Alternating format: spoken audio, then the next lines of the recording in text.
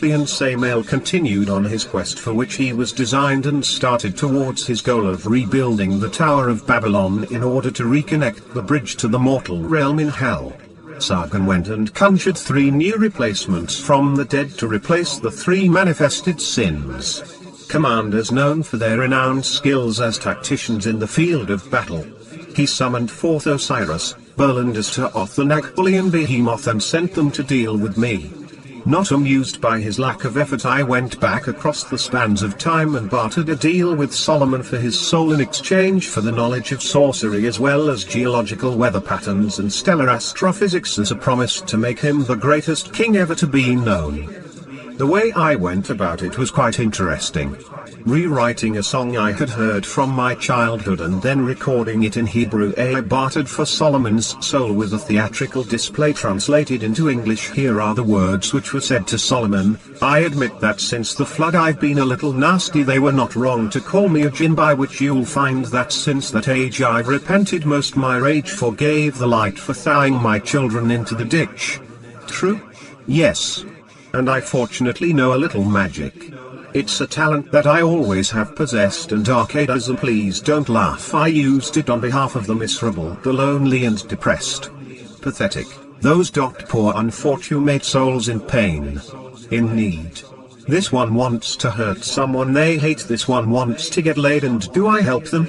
Yes, I do. Those poor unfortunate souls. So sad. So true. They come begging to my cauldron crying spells, Lucifer please. And I help them? Yes, I do. Those poor unfortunate souls. Now it's happened once or twice that they couldn't pay my price. So I had to reap them of their pathetic souls. Yes, I've had a few complaints, but on the whole I've been a saint to those poor unfortunate souls.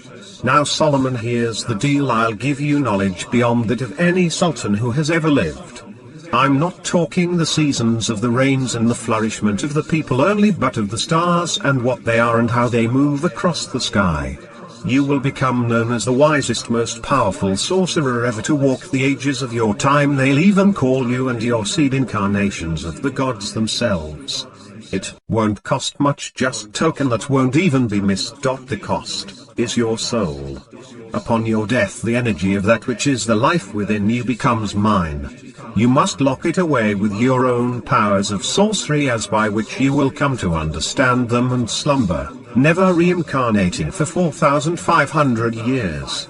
When you reach the age in which I will walk the earth during the full moon upon the day of omens that shall follow a half of a season from the blood moon's complete eclipse, 2019 full season cycles after the coming Savior of man from sin is put to death upon the cross in the Valley of Skulls called Golgotha, you shall find me on the stroke of the midnight hour, and I shall give you a new form for a short time in which to gather you essence together, and I will need you to build an army between your rear and then of the most powerful warriors throughout that time, and resurrect them to fight against the armies of the wicked that have become so filled with evil they no longer heed my will, as I am the incarnate of all which is evil.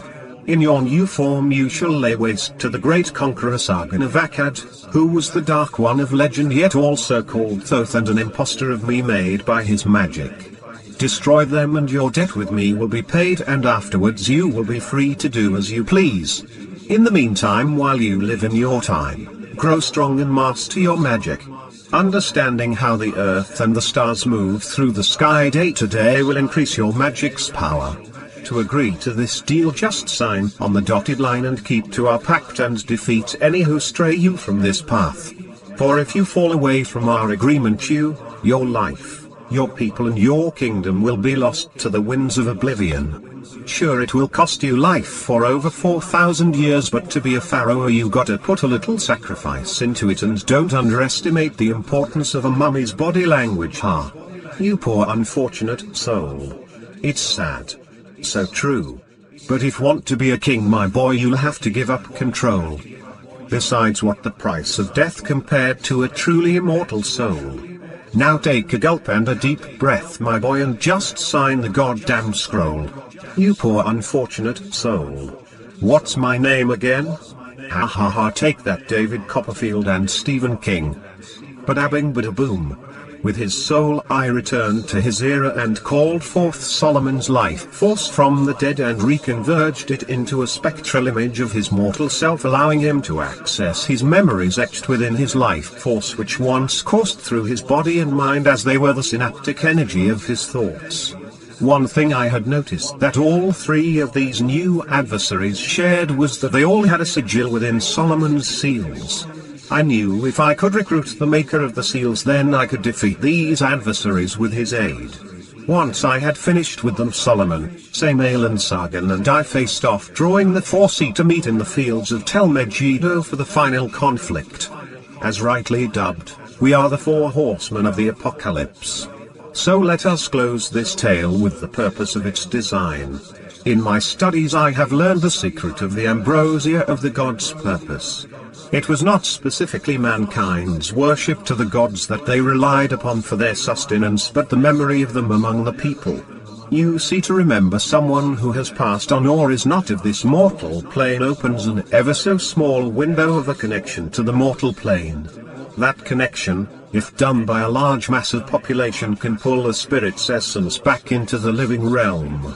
As long as there is a consistent level of people holding their thoughts and memories of a specific individual to this world, then the longer they can remain. But when you have a deity such as an angel, or a demon, and that memory is endowed with a supernatural belief of that entity's capabilities, then the transition between realms combines with that entity if there are enough people believing the same concept at the same time. That is how Sargon is planning to empower himself to accomplish all this. He's been planning it for 5,000 years. His birth tablets falsified of him being a benevolent king and prodigal child due to his similar childhood experiences to that of the prophet Moses. His immaculate conception similar to that of Jesus within his self-acclaimed prophecy of Horus's Thoth. The emerald tablets that empower the people's belief that he is of mystical divine origin. These are the tools of his power that he has deceived the world of today into believing through historians and religion alike. To know the truth of this tale I have told is the Rock of David which will conquer Goliath. To defeat the belief that empowers him and holds him on this world.